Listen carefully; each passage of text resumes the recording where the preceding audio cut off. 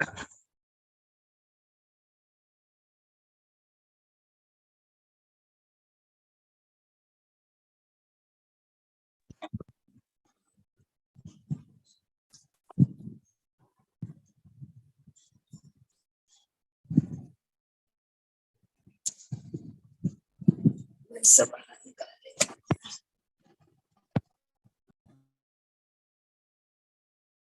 नमो अर्हन्ताणं नमो सिद्धाणं नमो आर्याणं नमो वज्रायाणं नमो लोहे सव्वसादित्तु सौदित्तलमं गतिं पत्ते उच्छामि समय पाहु नमो सुध केवली भणिदम्।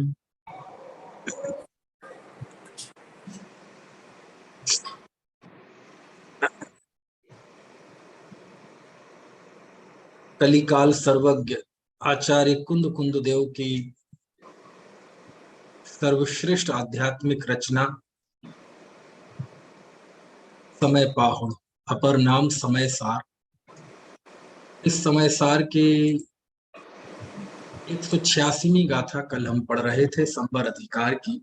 संवर अधिकार यानी धर्म की शुरुआत, क्योंकि संवर का ही अर्थ होता है रुकना, और चूंकि धर्म का प्रकरण है तो आत्मा में अशुद्धता का रुकना उसी को संवर कहते हैं। और शुद्धात्म तत्व की उपलब्धि से ही संवर होता है।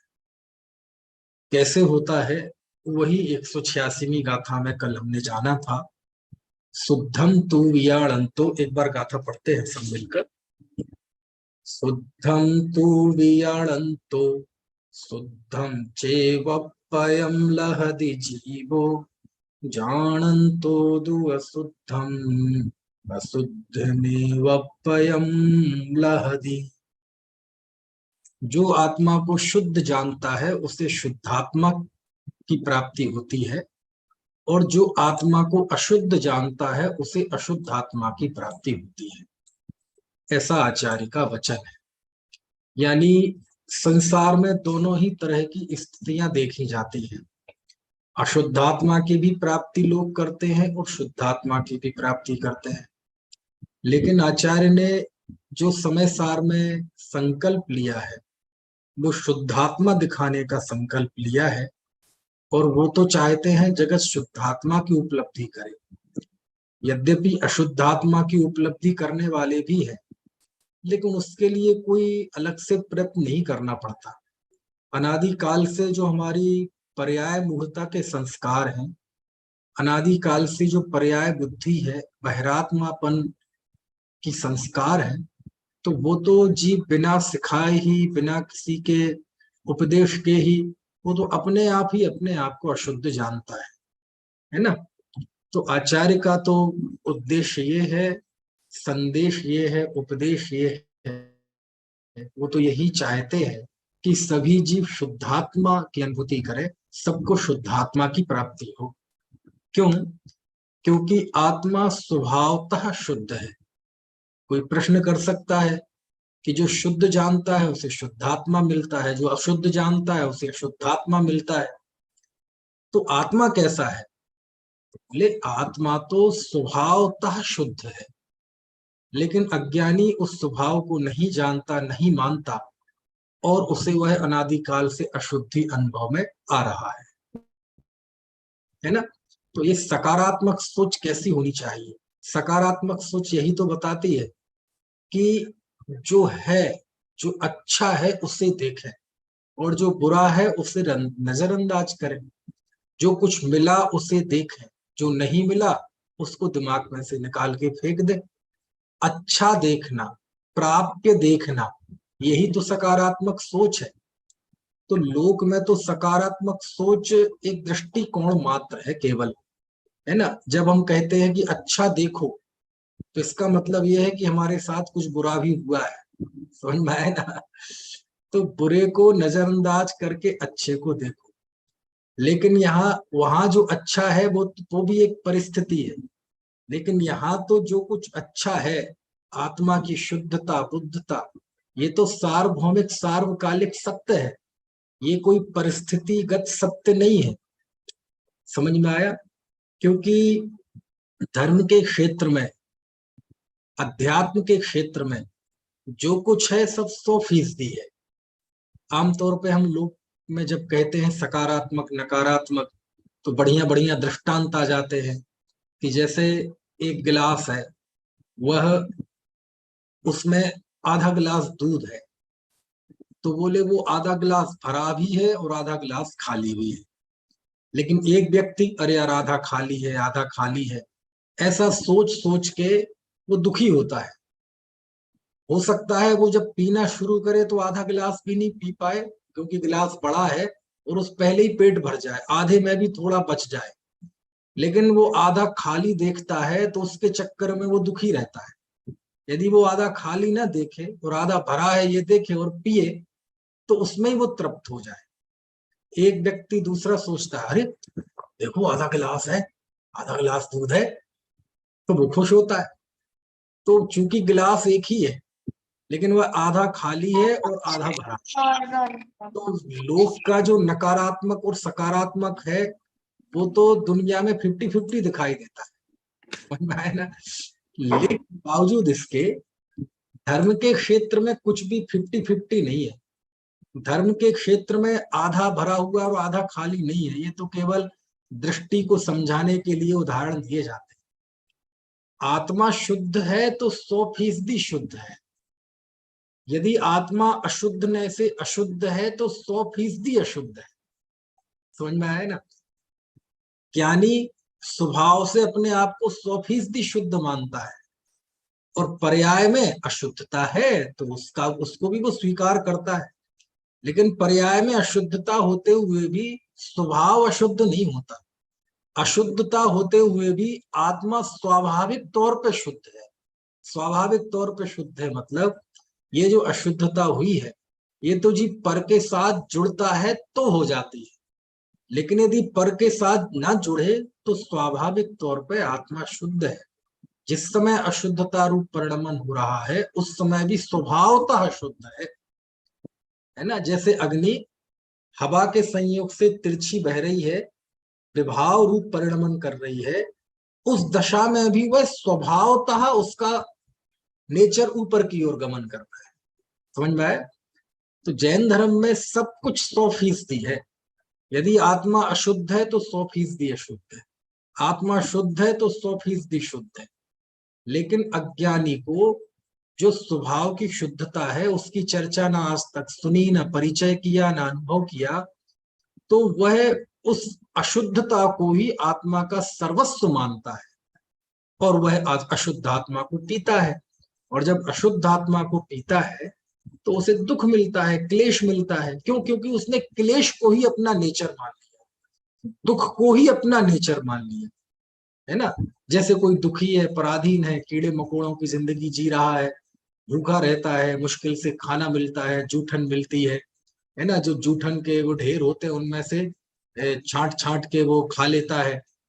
तो एक तो वो व्यक्ति है कि भले ही खा रहा है लेकिन वो चाहता है कि हम नहीं, हम ये ज्यादा दिन नहीं रहेंगे। एक वो है जो उसे अपनी नियति मान बैठा है कि नहीं हम तो इसीलिए पैदा हो गए। समझ में आया ना? मेरा तो यही काम है। तो अज्ञानी तो अशुद्धता को अपना स्वभाव मानता है, अशुद्धता को स्वयं तादात्म अनुभव करता है, तो दुखी होता है। और दुख में ही ऐसा लगता है कि ये दुख सहना है ना, ये तो मेरा स्वभाव है, तो उसे क्लेश की प्राप्ति होती है। और उसी अशुद्धता के बीच में ज्ञानी धर्मात्मा आत्मा की शुद्धता को देखता है तो उसे शुद्धात्मा की प्राप्ति होती है। समझ में आया ना? देखो ऐसा है, लोक में ऐसा कहते हैं, जैसे कोई आपका अपना है, आपका घर परिवार वाला है, आपका दोस्त है, ठीक है, माता है, पिता है, भाई है, बहन है, पति है, पत्नी है, जिसको आप बहुत चाहते हैं, जिससे आपकी बड़ी आत्मीयता है। तो कहते हैं कि यदि आपको उस पर गुस्सा आ रहा है ना, एक उपाय बताता हूं आपको, लौकिक है, दृष्टांत लौकिक है, लेकिन उसमें जो भाव है वो अलौकिक है। क्या क्या उपाय? कि मान लीजिए आपको अपने किसी पे, आपको अपना वाला कोई है, माता हो, पिता हो, बेटा हो, भाई हो, पति हो, पत्नी हो, बच्चे हो, जो भी हो, मान लो आपको उन पे गुस्सा आ रहा है, बहुत तीव्र गुस्सा आ रहा है, तो क्या करें? हकीकत में आपका जो संबंध है वो गुस्से का नहीं है, हकीकत में आपका संबंध प्यार का है, राग का है, लेकिन गुस्सा आ रहा है। अब वो गुस्से में क्या करें? तो कहते एक काम किया करो, ठीक है, बोले जब उस अपने किसी पे गुस्सा आए ना, तो उसके गुणों को याद करो, उसकी अच्छाइयों को याद करो। जब आपको अपने माता पिता पे गुस्सा आए ना किसी बात पे, तो आप क्या याद करो? देखो, माता पिता ने कितना हमें पाला, माँ ने 9 महीने पेट में रखा, जन्म देने के बाद वो स्वयं गीले पे सोए, हमें सूखे पे सुलाया, कितना कष्ट सह के उन्होंने हमें बड़ा किया। समझ में आया ना? हमारी हर जरूरत का ख्याल रखा, हमारी समझ, है ना, बदतमीजियां सही, जो कहा वो हमेशा हाथों पर दिया, पूरे जीवन भर, है ना, उन्होंने श्रम किया हमें पालने के लिए। तो जिस पे गुस्सा आ रहा है उसकी अच्छाइयों को याद करो, और आप उनकी पूरी अच्छाइयों का स्मरण पूरा कर भी नहीं पाएंगे कि उस बीच में ही क्रोध चला जाएगा। समझ में आया ना? कोई भी हो, आपका दोस्त हो, उस पर खूब गुस्सा आ रहा है, तो बोले गुस्से का क्या करें? बोले उसकी अच्छाइयों का स्मरण करो, कि देखो कितना पूरी जिंदगी भर इसने हमारा साथ निभाया, जिंदगी का कौन सा पल था जब इसने हमारे, है ना, मदद ना की हो, और कोई घटना घटी हो, है ना, उस समय मुझे पैसों की जरूरत थी, कुछ समझ में नहीं आ रहा था क्या करें, बैंक से भी लोन नहीं ले सकते थे, उस समय इसने बिना कहे ही समझ ली चीज को, और पैसे लेके घर पे आ गया, कोई हमसे ब्याज नहीं लिया, और ये कहा ये ले लो, अपनी समस्या हल कर लो, फिर कभी हो जाए तो जब हो जाए तब दे देना।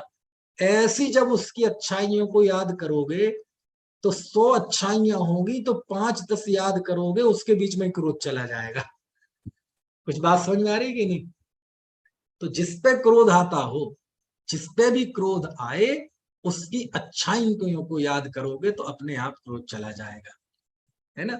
ऐसे ही अपनी शुद्धता को याद करो। क्या शुद्धता को याद करो?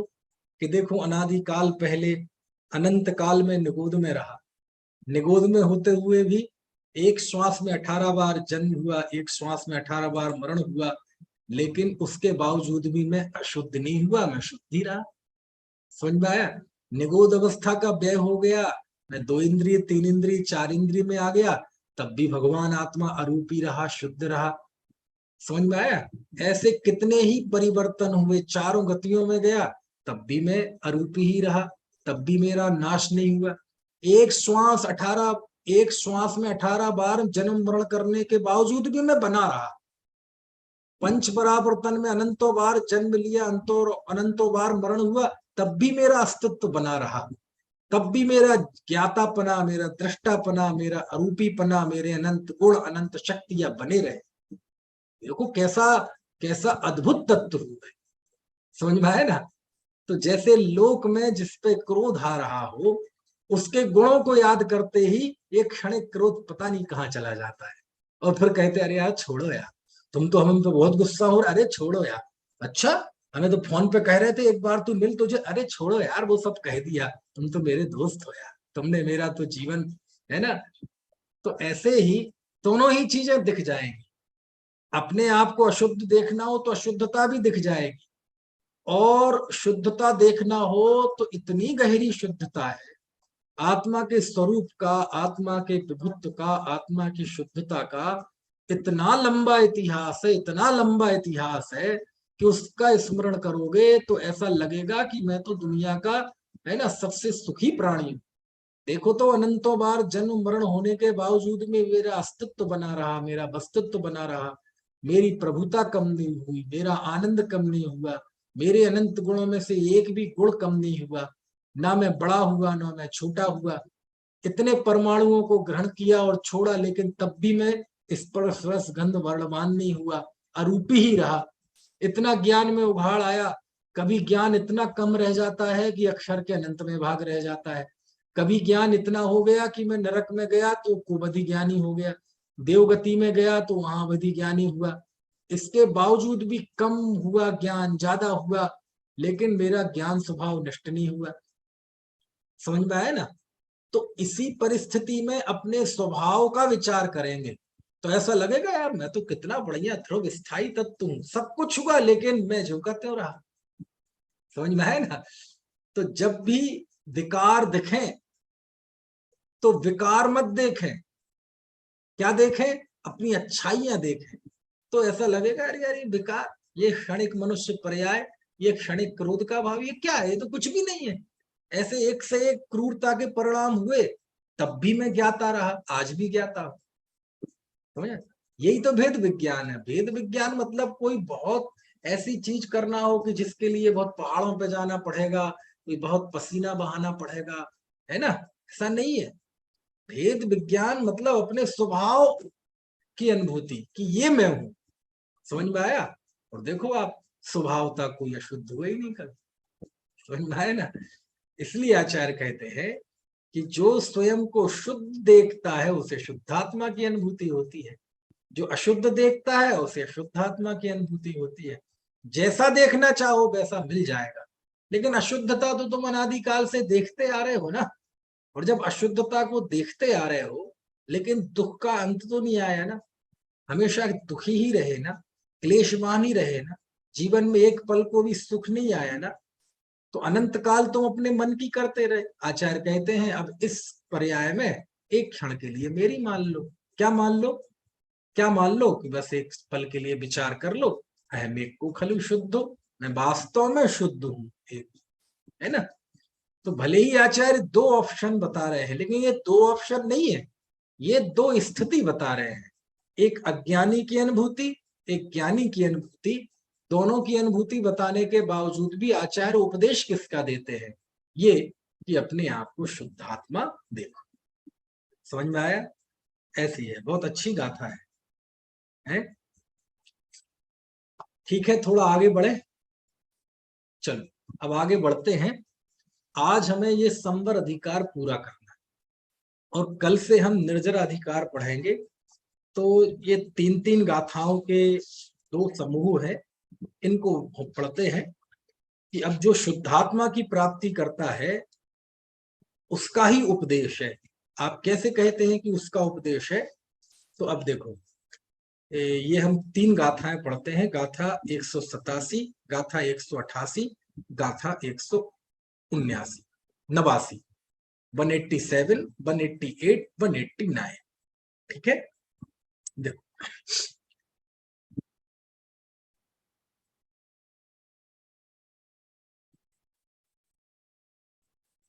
अप्पाणमप्पणारुन्धियूण दो पुण्य पाव जोगेसु तंसणाणम मिठिदो इच्छा विरदो या अन्नम ही जो सव संग मुक्को झायदि अप्पाणमप्पणो अप्पा णबिकम्मम्णो कम्मम चेदा चिंतेदि एयत्तम अप्पाणम झायन्तो दंसणाणमो अनंडमो लहदि अचिरेण अप्पाणमेव शोकमप्य विमुक्तो। देखो क्या लिखते हैं। हिंदी पढ़ ले, इसकी हिंदी अनुवाद तीनों गाथाओं का।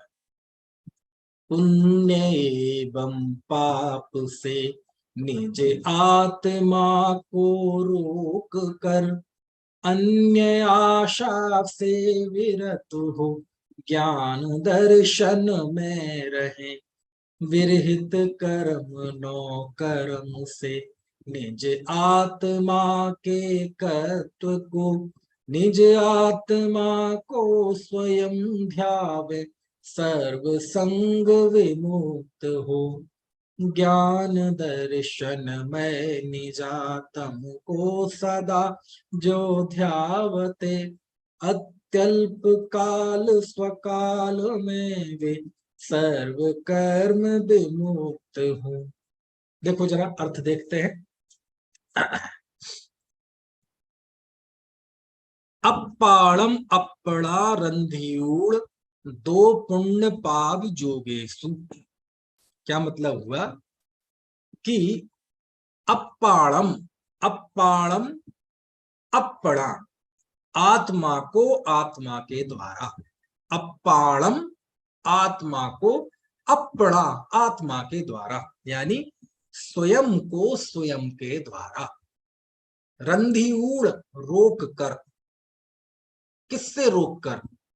दो पुण्य पाप जोगेसु, दोनों पुण्य पाप दोनों से आत्मा को आत्मा के द्वारा रोक कर। ठीक है, यानी एक शुभ योग होता है, एक अशुभ योग होता है। मारना, सताना, झूठ बोलना ये पुण्य योग है, पाप योग है, और बचाना, भाषा समिति आदि ये पुण्य योग है। ठीक है, तो जिसमें पुण्य का आश्रय हो ऐसा आत्म प्रदेशों का हलचल चलन वो पुण्य योग, और जिससे पाप प्रकृतियों का आश्रय हो ऐसा आत्म प्रदेशों का हलन चलन वो पाप योग। तो सीधी बात है, पुण्य और पाप दोनों से आत्मा को रोककर, यानी ना तो व्यक्ति पुण्य का कार्य करे और ना पाप का कार्य करे। क्यों? क्योंकि दोनों तो से तो कर्म का आश्रय होगा, और बात तो यहाँ संवर की चल रही है। समझ में आया ना? तो देखो, दो पुण्य पाप जोगेसु रंधियूण अपाणम अपड़ा।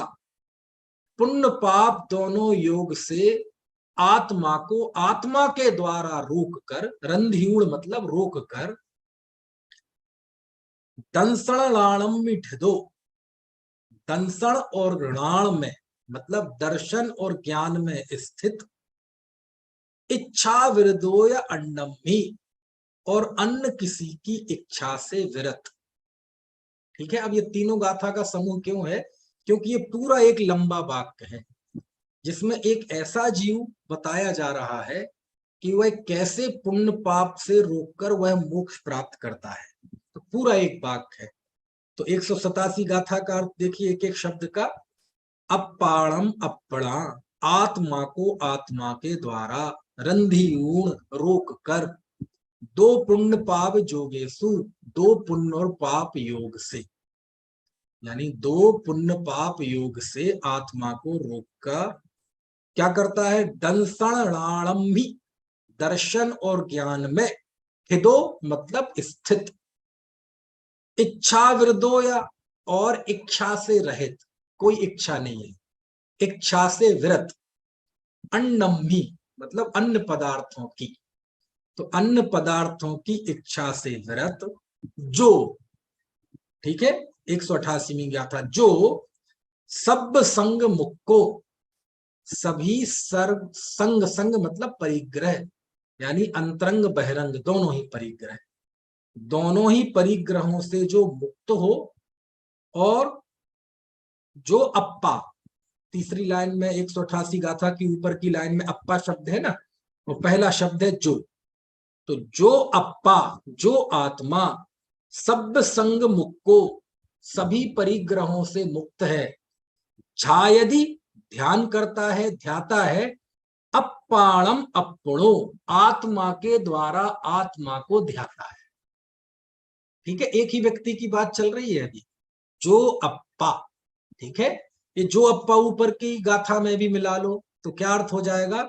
जो आत्मा दोनों पुण्य पाप योग से रोक कर आत्मा को आत्मा के द्वारा दोनों पुण्य पाप योग से रोककर दर्शन ज्ञान में स्थित, अन्य पदार्थों की इच्छा से विरत, सभी परिग्रहों से रहित, और अपाणम अपड़ो झायदि, आत्मा को आत्मा के द्वारा ध्याता है।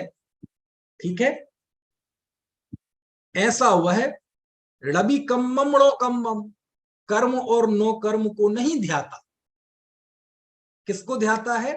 अपाणम अपड़ो झायदि, आत्मा को आत्मा के द्वारा ध्याता है, णा भी नहीं, कम्मम णो कम्मम, कर्म और नो कर्म को नहीं, चेदा ऐसा वह चेतनात्मा, चिंतेदि एयत्तम, एकत्व का चिंतन करता है, एकत्व का चिंतन करता है, कर्म और नो कर्म का चिंतन नहीं करता, कर्म और नो कर्म को ध्याता नहीं है, वह तो आत्मा के द्वारा आत्मा को ध्याता है।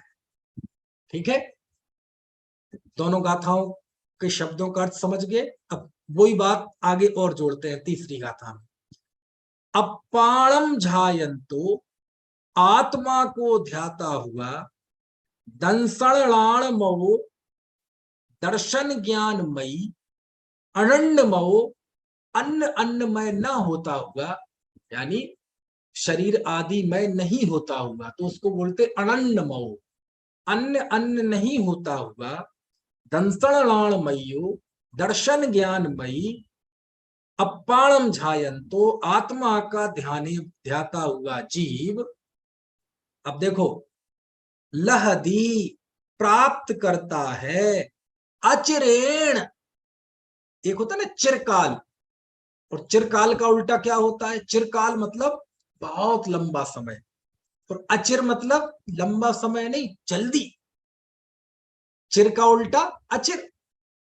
तो वह लहदी प्राप्त करता है, अचिरेण जल्दी ही, सो वह अपाणम एव कम विमुक्तम, वह शीघ्र ही, है ना, अल्प काल में ही कर्मों से रहित आत्मा को प्राप्त करता है। कम विमुक्तम, कर्मों से रहित, अपाणम एव आत्मा को लहदी प्राप्त करता है, सो वह, जिसकी ऊपर 5 लाइनों में बात चली, कब? अचिरेण, जल्दी, अल्प काल में ही, थोड़े काल में ही वह जीव आत्मा को कर्म से विमुक्त प्राप्त करता है। यानी सीधे सरल शब्दों में कहें तो वो जल्दी ही मोक्ष प्राप्त कर लेता। ठीक है? कौन? तो ऊपर की 5 लाइनों में उसका चरित्र, उसका परिणमन, उसका, है ना, कैरेक्टर बताया गया। कौन सा जीव? जो शुद्धात्मा को जानता है। तो वह कैसे मोक्ष प्राप्त करता है, कैसे कर्मों से विमुक्त होता है, उसको कितना बढ़िया बताया। देखो, है ना, एक बार फिर बता देता हूं एक शब्द का अर्थ। ये 3-4 शब्द आए हैं, इनको आप एक ही मानो। कौन सा? जैसे 188वीं गाथा में ऊपर की पंक्ति में शब्द आया है जो अप्पा, जो आत्मा। ठीक है? उसी को कहा है चेदा। चेदा मतलब वह चेतन आत्मा। और आखिरी के उसमें आया है सो वह। ये सब एक ही व्यक्ति के लिए है। ठीक है? जो अप्पा चेदा सो, ये एक ही व्यक्ति के लिए है। सो तो वो आखिरी में ऐसे आ गए, जो ऐसा मानता है वह ऐसा प्राप्त करता है। ये बात आपको समझ में आ रही जो मैं बता रहा हूं आपको? ठीक है? अब देखो, जो अप्पा, इसे आप सबसे पहले रख लो तीनों गाथाओं में अर्थ समझने के लिए। जो अप्पा, जो आत्मा, चेदा भी वही रख लो। जो आत्मा, जो चेतयिता। ठीक है? ये तीनों शब्दों को आगे रख लो। जो अप्पा चेदा, ये तीनों एक ही व्यक्ति के लिए है कि जो चेतन आत्मा,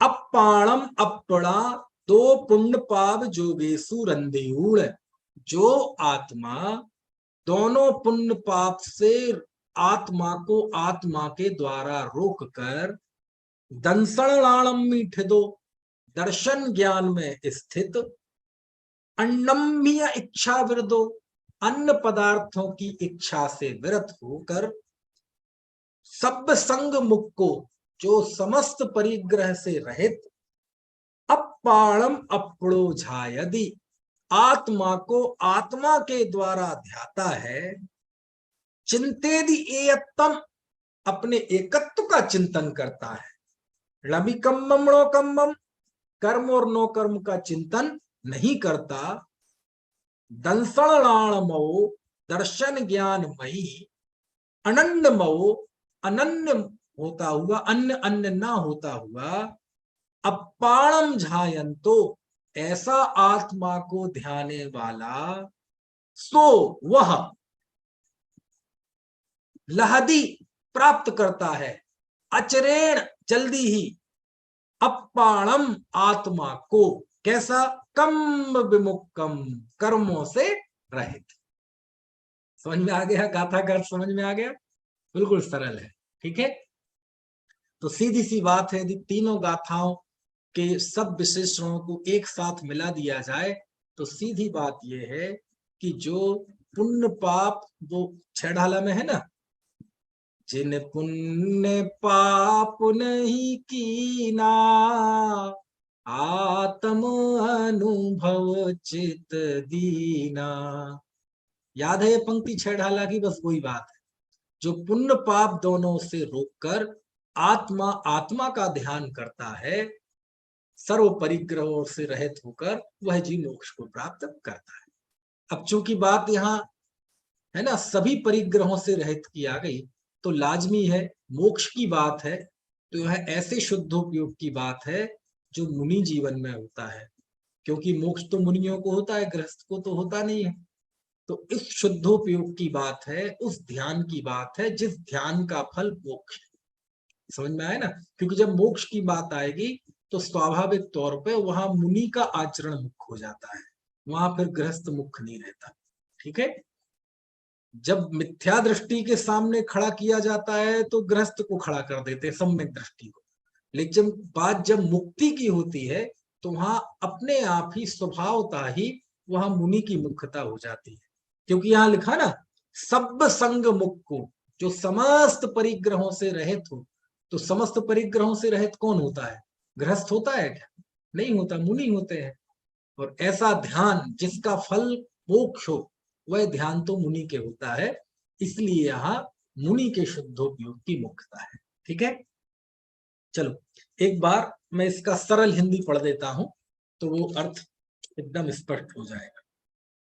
आत्मा को आत्मा के ही द्वारा पुण्य पाप इन दोनों योगों से रोककर दर्शन ज्ञान में स्थित होता हुआ और अन्य वस्तुओं की इच्छा से विरत होता हुआ, जो आत्मा सर्व संग से रहित होता हुआ अपने आत्मा को आत्मा के द्वारा ध्याता है और कर्म तथा नो कर्म को नहीं ध्याता एवं स्वयं चेतयिता होने से एकत्व का चिंतन करता है, अनुभव करता है, वह आत्मा आत्मा को ध्याता हुआ दर्शन ज्ञानमय और आनंदमय होता हुआ अल्प काल में ही कर्मों से रहित आत्मा को प्राप्त करता है।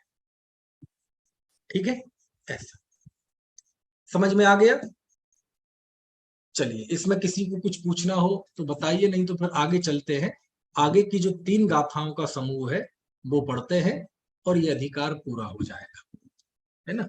क्योंकि इसमें जो संवर अधिकार में है, मुख्य बात जो है बस इतनी सी है कि क्रोध क्रोध में है और उपयोग उपयोग में है, और जो शुद्धात्मा का अनुभव करता है उसे शुद्धात्मा की प्राप्ति होती है और उसकी अशुद्धता का संवर हो जाता है, और वही जीव शुद्ध आत्मा का ध्यान करता करता मोक्ष चला जाता है।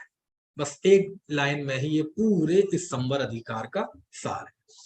चलिए अब आगे गाथा 190, 191, 192 इन 3 गाथाओं का समूह है, वो पढ़ते हैं।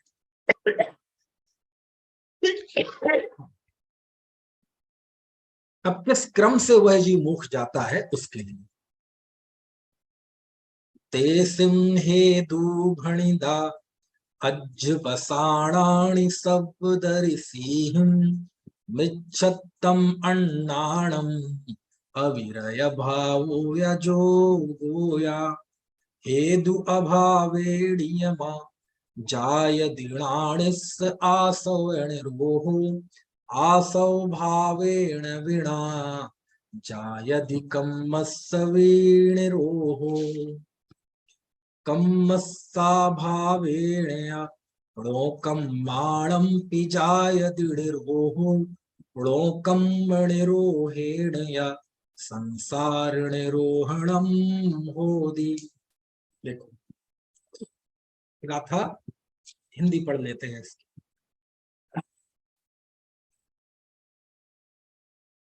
बंध के कारण कहे हैं भाव अध्यवसान ही मिथ्यात्व अर अज्ञान अविरत भाव एवं योग भी इनके बिना है आश्रवों का रोध सम्यक ज्ञानी के अर आश्रवों के रोध से ही कर्म का भी रोध है।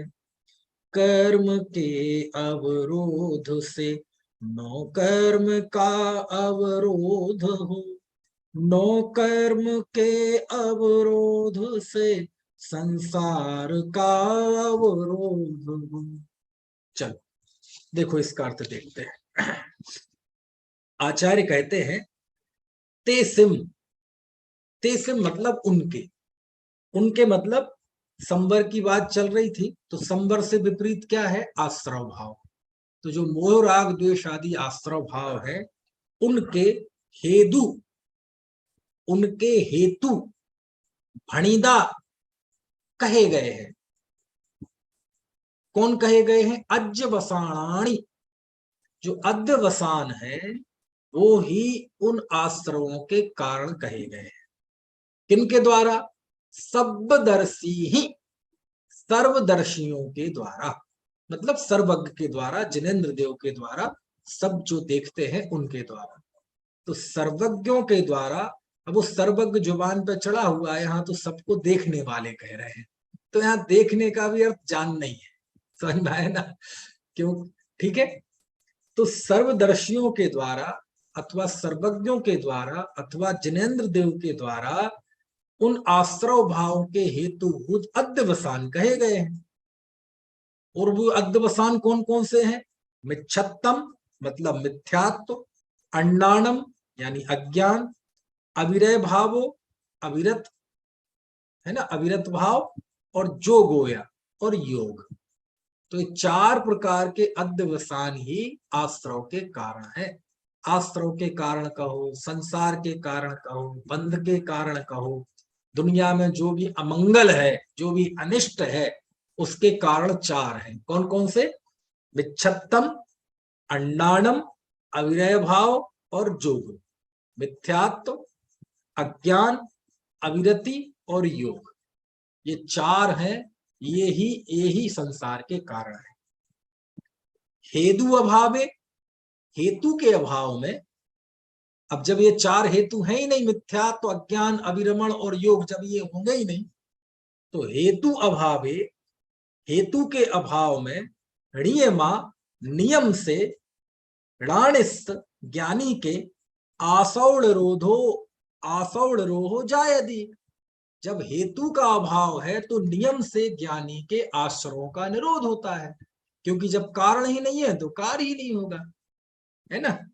तो हेतु अभावे, हेतु का अभाव होने से, क्योंकि ऊपर हेतु चार कहे ना, तो अब ये है ही नहीं, तो इनके अभाव से नियमा, नियम से, जायदि होता है, ऋणिस ज्ञानी के आसौड़रो हो, आश्रव का निरोध यानी संवर, समझ में है ना।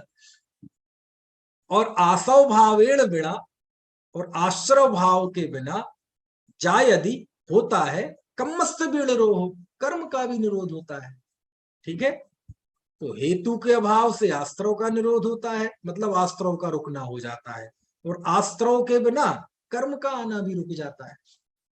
और फिर 192 गाथा, कर्मस्य अभावेण, और कर्म के अभाव होने से, णोकम्माणम पिचा यदि निरोह, नौ कर्म का भी निरोध हो जाता है, मतलब नौ कर्मों का आना भी रुक जाता है।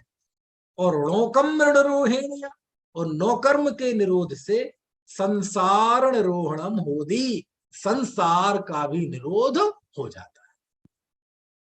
यह है सर्वोत्कृष्ट संवर, समझ में है ना। तो यहां आकर जीव समस्त प्रकार के कर्मों से, है ना, रुक जाता है, यानी पूर्ण संवर की प्राप्ति उस जीव को हो जाती है, ठीक है ना। तो ये क्रम बताया है कि इन सारे के मूल में क्या है, अध्यवसान, मिथ्यात्व, अविरमण, कषाय और योग भाव है। जब ये नहीं रहे तो आस्त्रों का निरोध हो गया, आस्त्रों का निरोध हो गया तो कर्म का भी निरोध हो गया, कर्म का निरोध हो गया तो नौ कर्म का भी निरोध हो गया, और नौ कर्म का निरोध हो गया तो संसार का ही निरोध हो गया, समझ में आया ना।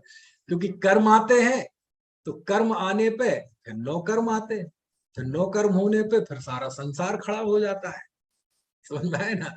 क्योंकि देखो, जैसे हमारे अंदर मोह राग द्वेष के भाव है, ठीक है, तो एक ये हमारा भीतरी संसार हो गया। अब ये होते हैं तो कर्म बनता है, तो कर्म रूपी संसार और चिपट गया हमसे, आठों कर्म। और जब कर्म होते हैं तो नौ कर्म होते हैं, नौ कर्म मतलब कर्मों के वर्किंग हैंड, तो फिर वो होंगे। है ना। तो बस एक जब मूल खड़ा हो जाए तो फिर सारी चीजें उसके साथ खड़ी हो जाती हैं। और जब मूल में ही भाव आश्रव भाव चला गया, जीव को शुद्धात्मा अनुभव में आने लगा और उसी का ध्यान करता है, तो ये सारी चीजें होती नहीं है। तो एक से दूसरी जो कड़ी जुड़ी हुई है, जब अशुद्धता नहीं है तो अशुद्ध परिणमन नहीं है, तो आश्रव नहीं है तो कर्मों का आगमन भी नहीं है, तो नौकर्म का भी आगमन नहीं है, तो संसार का ही आगमन नहीं है। इस तरह वह जीव समस्त प्रकार के कर्मों के आगमन से रहित हो जाता है और सर्वोत्कृष्ट संवर अवस्था प्राप्त करता है। ठीक है, एक बार गाथा का शब्द से शब्द अर्थ फिर भी देख लें, क्योंकि ये संवर अधिकार की आज आखिरी चर्चा है ना, इसलिए थोड़ी सी गाथाओं से ही समझना है ना। क्योंकि कल से जो हमारा अधिकार प्रारंभ होने वाला है, ये समझ लो अद्भुत अधिकार है। और मैं तो कहता हूं आपके भी जो परिचित हों, जो नहीं आ पा रहे हैं या सूचना नहीं पहुंची है, उनको बता दो कि कल से निर्जरा अधिकार प्रारंभ होने वाला है। समय सार के जो अधिकार है ना, सभी अधिकार, मतलब मेरा अपना फेवरेट अधिकार है समझ में आया ना? और ये कहना चाहिए कि इस निर्जराधिकार में कुंद कुंद देव ने सम्यक दृष्टि की जैसे मानो आरती उतारी है, कीर्तन बिठाया है, कीर्तन। समझ में आया ना, मानो मानो उत्प्रेक्षा अलंकार है, शब्दों को मत पकड़ना। यानी पूरे निर्जराधिकार में उन्होंने सम्यक दृष्टि की प्रशंसा की है। सम्यक दृष्टि की आत्म दृष्टि, भेद ज्ञान परक जो दृष्टि है, उसकी तारीफ करने वाला, उसकी स्तुति करने वाला, उस सम्यक दृष्टि की बलिहारियां लेने वाला, इससे बड़ा कोई प्रकरण नहीं है जो निर्जराधिकार में। बहुत अद्भुत प्रकरण है। सम्यक दर्शन के निःसंग के दादी 8 अंग है, मतलब बहुत अच्छा है। इसके पहले भी मुझे ध्यान है जब समय सार पे व्याख्यान हुए थे, तो अकेले निर्जराधिकार पे मुझे ध्यान है ऐसा 35-40 व्याख्यान हुए थे। बहुत अद्भुत है। खैर, तो अभी एक बार इसका अर्थ और देख लेते हैं शब्दशः, ताकि दिमाग में बिल्कुल सेट हो जाए।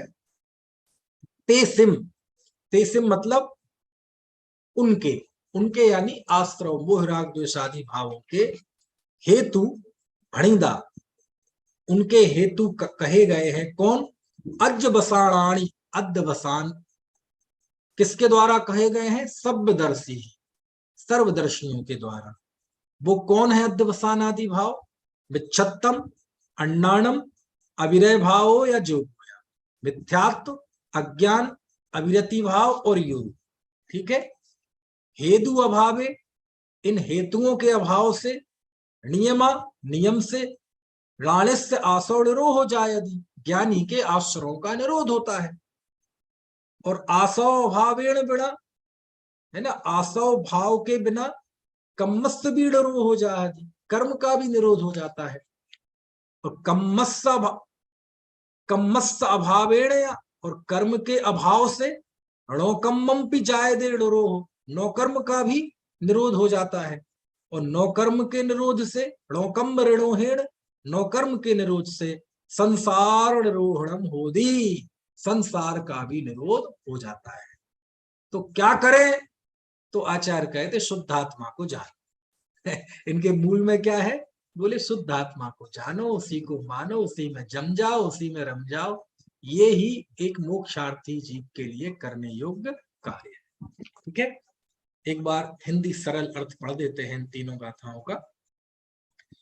पूर्व कथित मोह राग द्वेष रूप आश्रव भावों के हेतु मिथ्यात्व, अज्ञान, अविरत भाव और योग, ये 4 अध्यवसान है, ऐसा सर्वदर्शी भगवानों ने कहा है। हेतुओं का अभाव होने से ज्ञानियों के नियम से आश्रव भाव का निरोध होता है, और आश्रव भाव के अभाव से कर्मों का भी निरोध होता है। कर्म के निरोध से नौ कर्म का निरोध होता है, और नौ कर्म के निरोध से संसार का निरोध होता है। ठीक है, इस तरह से ये गाथाएं हुई। तो यहां आकर ये हमारा संवर अधिकार पूरा हुआ। और अब इसमें आपको कुछ पूछना हो तो पूछ लो, क्योंकि आगे ये 192 गाथा के बाद 129, 130, 131 और 132 ये 4 कलश आए हैं। तो चारों कलश को तो मेरे समझ से अपन नहीं पढ़ पाएंगे, एक आध कलश इसमें से पढ़ते हैं। जैसे ये कलश है, कौन सा, 131वां कलश, 131वां कलश। चूंकि ये पंडित बनारसी दास जी का भी इसमें बहुत अच्छा अनुवाद है। देखो जरा 131वां कलश पढ़ लें, बस 1-2 मिनट में, उसके बाद चर्चा पूरी करते हैं।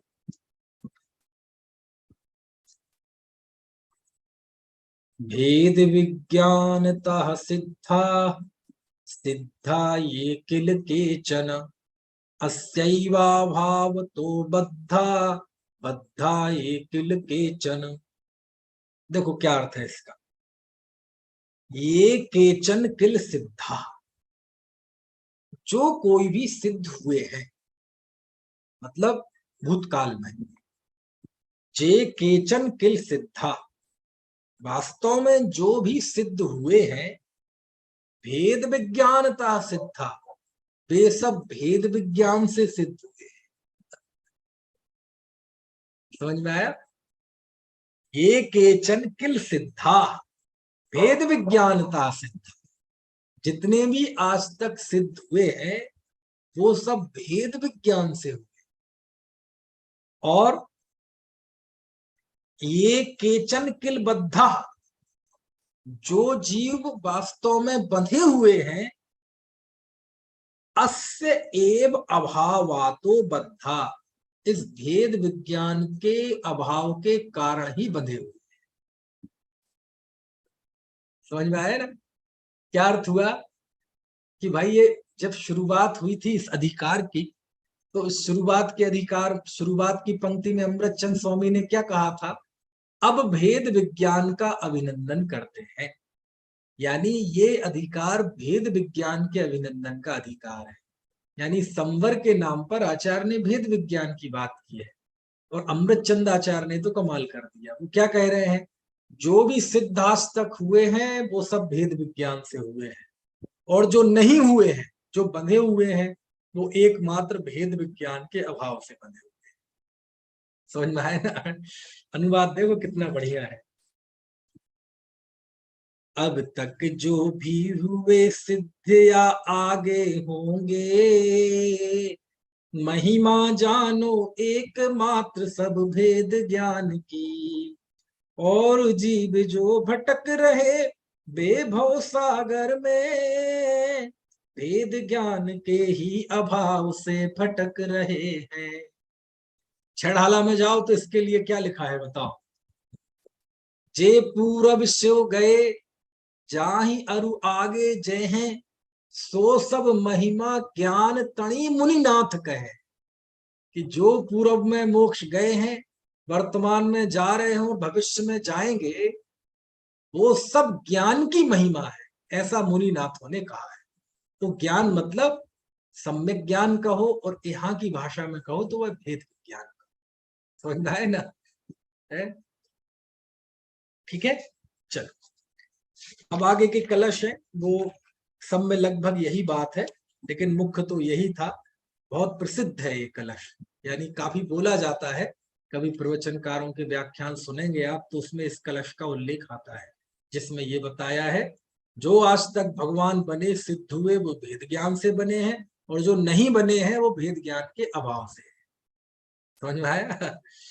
भेद विज्ञानता सिद्धा, सिद्धा किल केचन, अस्यैवा भाव तो बद्धा, बद्धा किल केचन। ठीक है। चलो इस तरह से एक बनारसी दास जी का भी है, वेद ज्ञान साबु भयो। देखो मैं देखता हूं बनारसी दास जी का इसमें।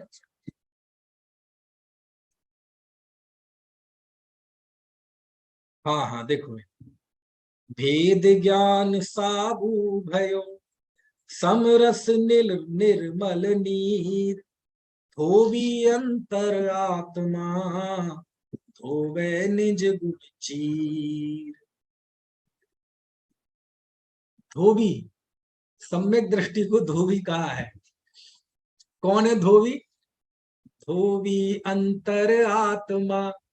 मतलब सम्यक दृष्टि ज्ञानी धर्मात्मा को क्या कहा है बनारसी दास जी ने? धोबी, है ना? क्यों? अंतर आत्मा, यानी जो स्वयं को आत्मा देखते हैं ऐसे ज्ञानी धर्मात्मा, वो धोबी है। अब जब धोएंगे तो पानी भी होगा और साबुन भी होगा। तो पानी क्या है? समरस निर्मल नीर। जो समता रूपी रस है, आत्मिक रस है, वही शुद्ध जल है। यानी धोबी जब सम्यक दृष्टि धोबी है तो कुछ धोता होगा ना, और किसी चीज से धोता होगा ना, और धोने के लिए कोई दूसरा साधन भी अपनाता होगा ना। तो बोले हाँ, अपनाता है। पानी कौन सा है? समता रस रूपी शुद्ध जल है। तो काय से धोता है? भेद ज्ञान साबु भयो। साबु मतलब साबुन। भेद ज्ञान रूपी साबुन से, समता रस रूपी जल से, और किसे किसे धोता है? निज गुण चीर। चीर मतलब होता है वस्तु, जो वस्त्र होते ना। चीर हरण हुआ था ना, चीर हरण किसका? द्रौपदी का। तो चीर मतलब वस्त्र। तो धोवे निज गुण चीर, वह अपने निज गुण, यहाँ गुण मतलब कोई अच्छी चीज नहीं है ना, वह अपने विकृत गुण, अपने दोषों को धोता है। कौन है? धोबी अंतर आत्मा। ऐसा सम्यक दृष्टि अंतर आत्मा वह धोबी है ना? देखो अब चारों का अर्थ समझ में आ गया। अब एक क्रम में पढ़ते हैं। भेद ज्ञान साबु भयो, समरस निर्मल नीर, धोबी अंतर आत्मा, धोबे निज गुण ची। ठीक है?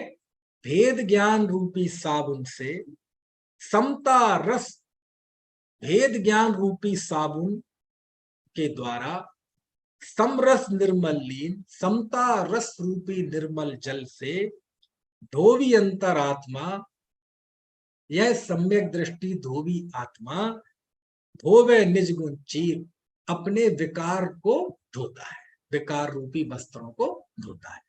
इस तरह से ये संबर अधिकार यहाँ पूरा हुआ। अब कल से हम 193वीं गाथा से निर्जराधिकार पढ़ेंगे। अभी कोई आपको प्रश्न हो तो पूछ लीजिए। मैं आपको अनम्यूट किए देता हूँ, काफी लोगों के हाथ खड़े हो रहे हैं, तो आप खुद अनम्यूट करके सबसे पहले मुक्ता जी आप बोलिए। पंडित जी, एक तो जो 131 कलश में केचन शब्द आया ना, उसका अर्थ क्या है? केचन, ये केचन जो हुए हैं, और किल मतलब वास्तव में, है ना? और 190 जो गाथा में अध्यवसान आया ना शब्द प्राकृत हाँ में, हाँ तो हाँ, वो नाणी का मतलब क्या? अध्यवसान वो आदि। बहुवचन है ना, बहुवचन। अच्छा अद्यवसाण फलम फले फलानि, अच्छा, अज्यवसाणम अज्यवसाणानि, बहुवचन है। जी गुणाणी मतलब ज्ञानी वाला नहीं है। जी, अज्यवसाण एक आदि, वचन, अज्यवसाणानि बहुवचन। ये चार है अच्छा ना, तो बहुवचन है। जी। अच्छा, और एक पंडित जी ये पूछना था कि ये जो प्रकरण है, तो जैसे शुद्धात्मा की प्राप्ति की विधि क्या है, उसमें ले सकते हैं ये हाँ हाँ, वही है। प्रोसेस? शुद्धात्मा की प्राप्ति की विधि तो यह है कि अपने आप को शुद्धात्मा जाने। अब इस जानने से मोक्ष तक की विधि क्या है, तो वो बताई कि वो उसके अभाव होने से अस्त्रों का निरोध होता है, अस्त्रों का निरोध होने से कर्मों का आना रुकता है, कर्मों के आने से आना रुकने से नौ कर्म का भी आना रुक जाता है, और नौ कर्म के आने के रुकने से संसार का आना रुक जाता है। तो जीव का ठीक, एक कर्तव्य क्या है? अपने आप को शुद्धात्मा जानो, ये कर्तव्य। एक ही साध है सब सध है, सब साध है सब जाए। समझ में आए ना? तो एक काम करणीय है, शुद्ध आत्मा की अनुभूति, और जब वो होगा तो बाकी चीजें सब। जी पंडित, ठीक है। चलिए हर्षवर्धन जी आप बताइए। जय जिनेन्द्र साहब। जय जनेन्द्र। एक तो सर, आप जो ये बिल्कुल प्राकृत का एक एक शब्द का अर्थ बताकर जो पढ़ा रहे हैं, उससे हमको थोड़ी बहुत प्राकृत आने लग गई है, थोड़ी बहुत तो समझ में आने लग गई है बहुत अच्छे से। एक एक शब्द जो ले रहे हैं आप, शब्द का ये अर्थ तो बहुत अच्छा लगातार लग रहा कक्षा है हो नहीं और पाती, समझ में नहीं तो आया। अब तक तो आपको आनी लगती पूरी। हाँ। पूरी नहीं तो कम से कम जितनी मुझे आती उतनी तो आपको आने लगती। नहीं, फिर भी बहुत कुछ सुधार हो गया है, हर अक्षर देखते ही, मतलब शब्द देखते ही भाव समझ में आने लगता है उसका। हाँ हाँ अच्छा, दूसरी बात ये थी सर, एक ये कलश नंबर 130 भी मतलब प्रवचनकार काफी प्रवचनों में लेते हैं। इसके आगे वाला जो 131 से 31 अपन ने पढ़ा, और 130 वाला भी, भाव ये भेद विज्ञानम वाला भी हाँ खूब हाँ प्रवचनकार लेते हैं, हाँ और वो हाँ भी कलश काफी वो रहा। हाँ हाँ बहुत अच्छा है। इस हाँ अच्छा है, पर इसका भी थोड़ा सा भाव अगर क्लियर हो जाता तो और अच्छा रहता आपके माध्यम से। और इसमें दादा ने जो लिखा, दादा ने उसमें जो लिखा है, ये इसमें जयसेन आचार्य वाली 2 गाथाएं भी इसमें ऐड करी है, वो अपन ने छोड़ी है। हाँ वो मैंने जानबूझ के छोड़ दी है, कोई बहुत अधिक वो प्रासंगिक नहीं है। मतलब अच्छा। उन गाथाओं के होने या नहीं होने से जो हमारे विषय का क्रम है तो कोई क्षति नहीं पहुंचती, है ना, क्योंकि वो बिल्कुल एक बराबर। अलग सा ही प्रकरण है अच्छा। ना। तो वो मुझे पता है, वो ख्याल में है।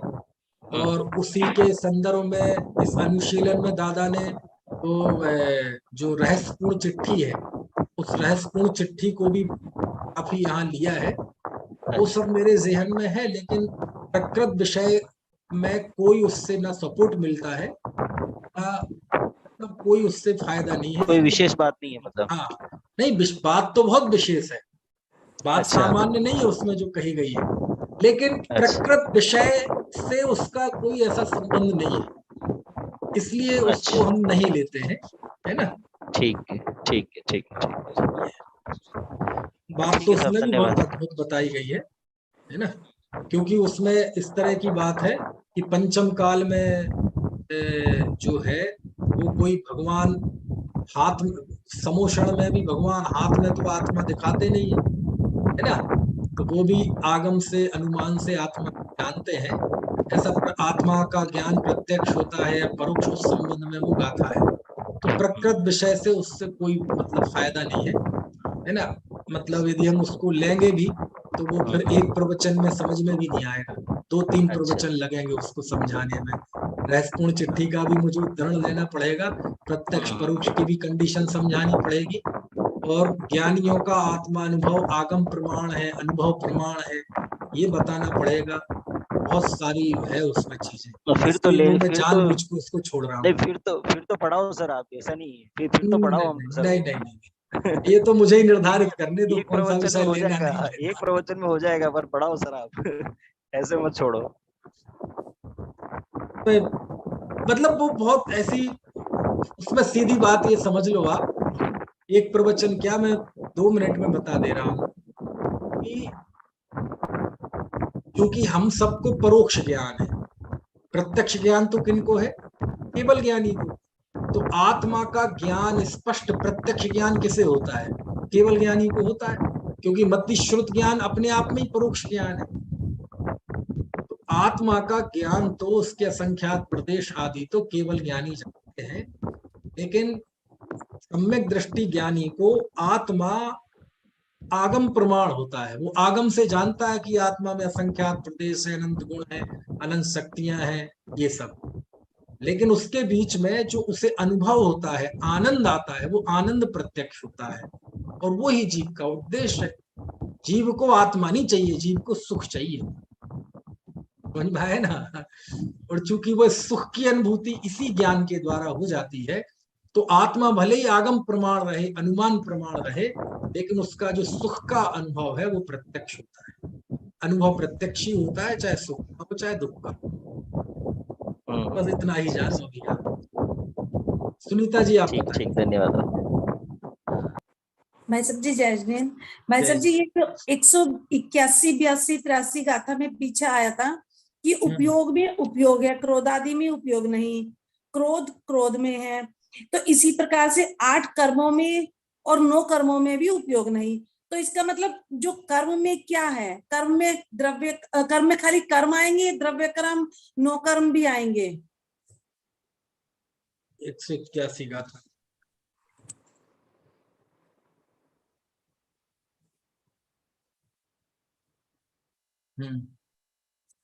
उपयोग में उपयोग है, कोहादि में उपयोग नहीं है, ठीक है। जी और लिखा ना उपयोग जी। में कर्म और नो कर्म भी नहीं है।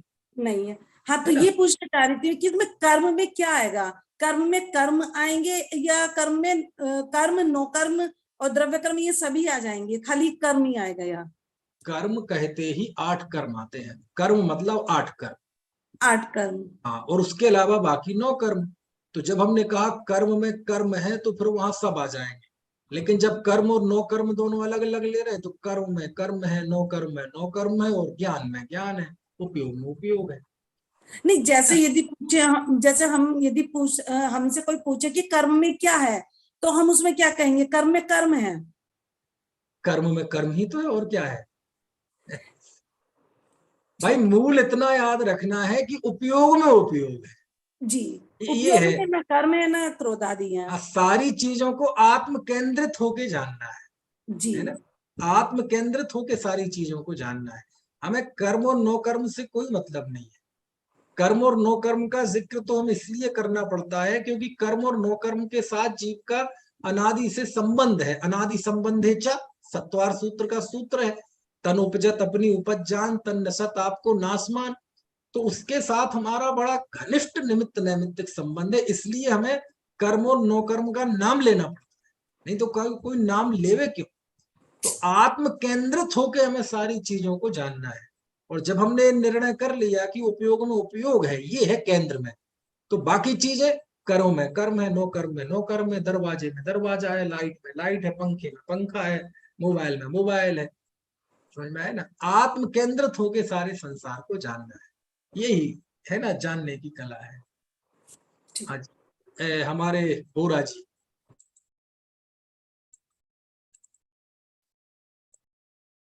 बोलिए साहब, कांतिलाल जी। चलिए, मुझे लग रहा है अनम्यूट नहीं हो पा रहे हैं। चलिए, और किसी का कोई प्रश्न हो? हाँ, कल जय आप पंडित थोड़ा, जी। हाँ हाँ प्रशम जी बताइए।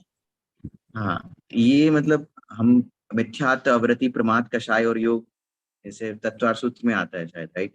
और यहाँ पर सिर्फ मिथ्यात्व, अविरति, अज्ञान और योग को लिया है, प्रमाद का नहीं लिया। तो मतलब अपेक्षा में क्या अंतर है दोनों की? अपेक्षा में कोई ऐसी बात नहीं है खास, है ना। जब यहाँ मिथ्यात्व में तो मिथ्यात्व ले लिया, ठीक है।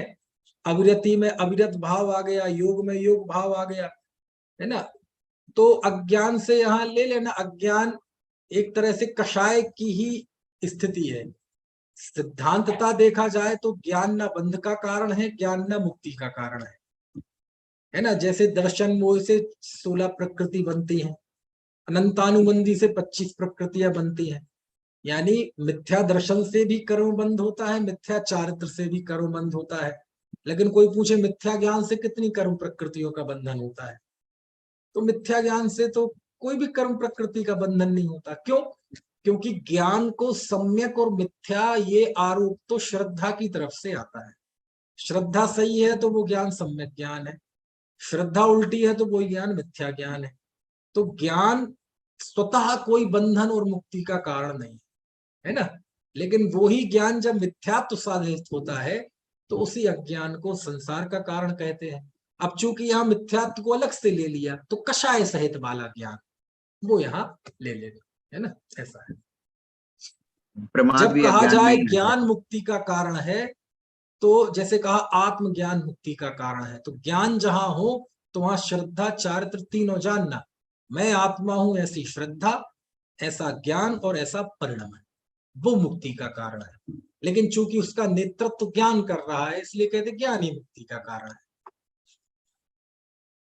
ठीक है। इसमें एक और मतलब एक हाँ जगह हाँ विवक्षा बताइए सुनी बताइए। थी, एक विवक्षा और सुनी थी कि मतलब श्रद्धा थोड़ी जानती है, जानता तो ज्ञान है।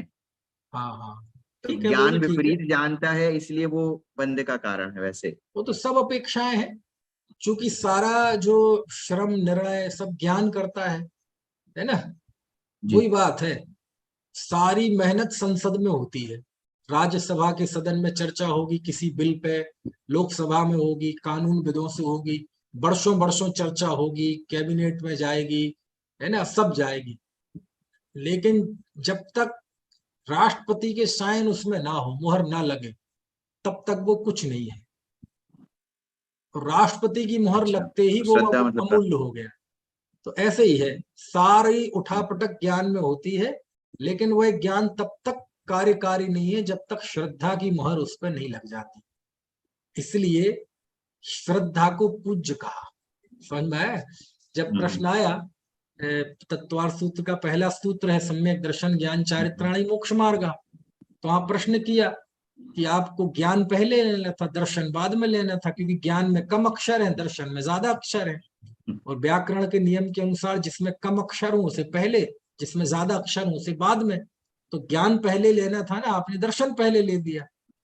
तो जवाब देते हैं आचार्य पर पूज्यपाद स्वामी कि आपको एक व्याकरण का सूत्र पता है, व्याकरण का नियम पता है, कौन सा, कि जिसमें कम अक्षर हो पहले, जिसमें ज्यादा अक्षर हो बाद में।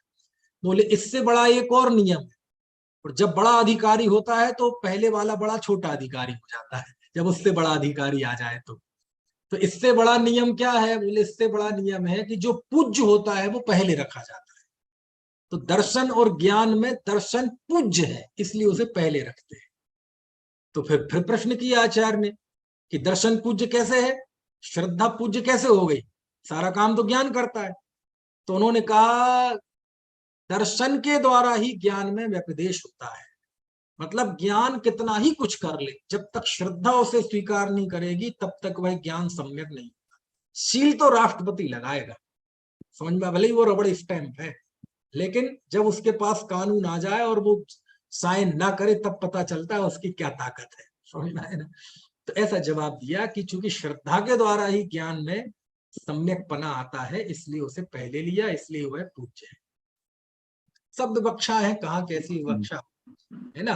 पूज्य अपूज्य मुख्य गौण इन सब का व्यवहार प्रकरण के अनुसार होता है। छोटा बड़ा आ गया मतलब कोई ना कोई प्रकरण, कौन सा तब बड़ा है, सिचुएशनल है, कंडीशनल है ये बात, समझ में आए ना। छोटे बड़े की जब बात आएगी तो फिर वहां कंडीशन बुक हो जाती है ना। चलिए, और किसी का कोई प्रश्न? जी मेरा हो। ओके। जावाणी के